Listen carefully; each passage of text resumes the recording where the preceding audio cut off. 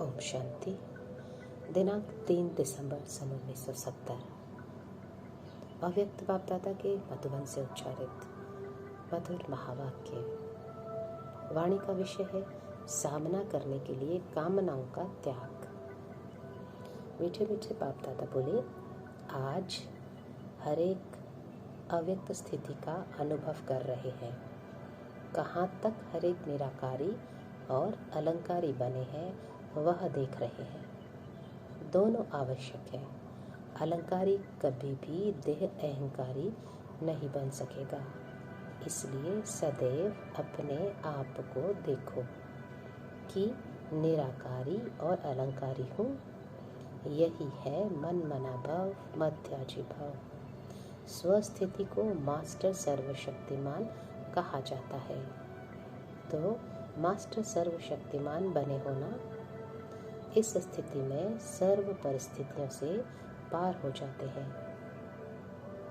इस स्थिति में स्वभाव अर्थात सर्व में स्व का भाव अनुभव होता है और अपने पुराने स्वभाव समाप्त हो जाते हैं।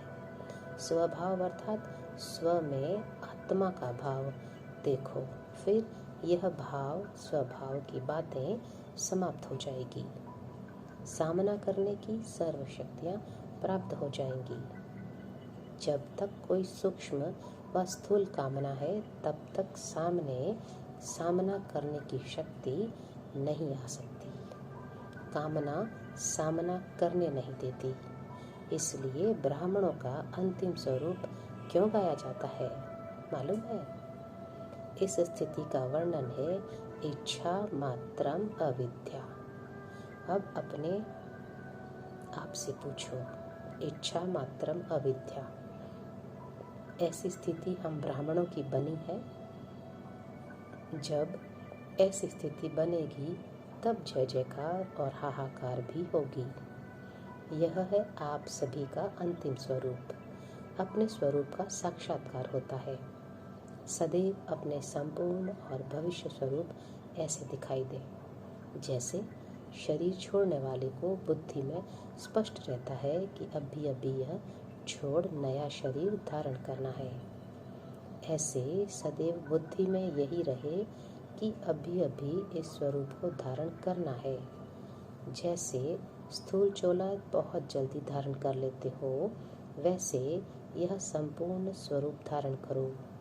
बहुत सुंदर और श्रेष्ठ वस्त्र सामने देखते फिर पुराने वस्त्र को छोड़ वह नया धारण करना क्या मुश्किल होता है।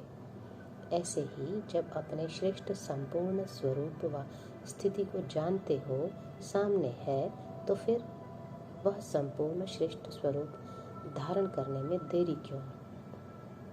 कोई भी अहंकार है तो वह अलंकारहीन बना देता है।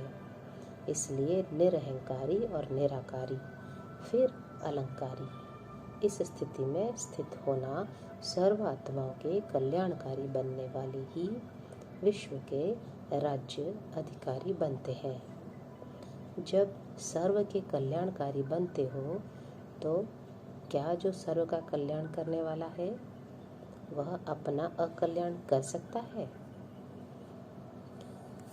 सदैव अपने को विजयी रतन समझकर हर संकल्प और कर्म करो। मास्टर सर्वशक्तिमान कभी हार नहीं खा सकते। हार खाने वाले को न सिर्फ हार लेकिन धर्मराज की मार भी खानी पड़ती है। क्या हार और मार मंजूर है? जब हार खाते हो, हार के पहले मार सामने देखो। मार से भूत भी भागते हैं, तो मार को सामने रखने से भूत भाग जाएंगे। अब तक हार खाना किन्हों का काम है? मास्टर सर्वशक्तिमानों का नहीं है। इसलिए वही पुरानी बातें, पुरानी चाल अब मास्टर सर्वशक्तिमानों की सूरत पर शोभता नहीं है। इसलिए संपूर्ण स्वरूप को अभी अभी धारण करने की अपने से प्रतिज्ञा करो। प्रयत्न नहीं। प्रयत्न और प्रतिज्ञा में बहुत फर्क है। प्रतिज्ञा 1 सेकंड में की जाती है, प्रयत्न में समय लगता है। इसलिए अब प्रयत्न का समय भी गया। अब तो प्रतिज्ञा और संपूर्ण रूप की प्रत्यक्षता करनी है। साक्षात बाप समान साक्षात्कार मूर्त बनना है।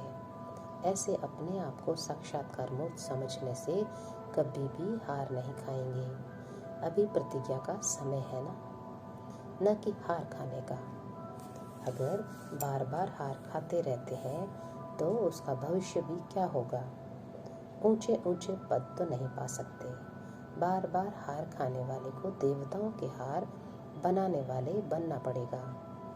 जितना ही बार बार हार खाते रहेंगे उतना ही बार बार हार बनानी पड़ेगी। रतन जड़ित हार बनते हैं ना। और फिर द्वापर से भी जब भक्त बनेंगे तो अनेक मूर्तियों को बार बार हार पहनाना पड़ेगा। इसलिए हार नहीं खाना। यहाँ कोई हार खाने वाला है क्या? अगर हार नहीं खाते तो बलि हार जाते हैं। अभी बलिहार व बलि चढ़ने की तैयारी करने वाले हो। समाप्ति में बलि चढ़ना है व चढ़ चुके हो। जो बलिहार हो गए हैं उन्हों का पेपर लेंगे। इतने सभी को आज से कोई कंप्लेन नहीं आएंगी। जब हार नहीं खाएंगे तो कंप्लेन फिर काहे की। आप लोगों का पेपर वतन में तैयार हो रहा है। अच्छा, ओम शांति।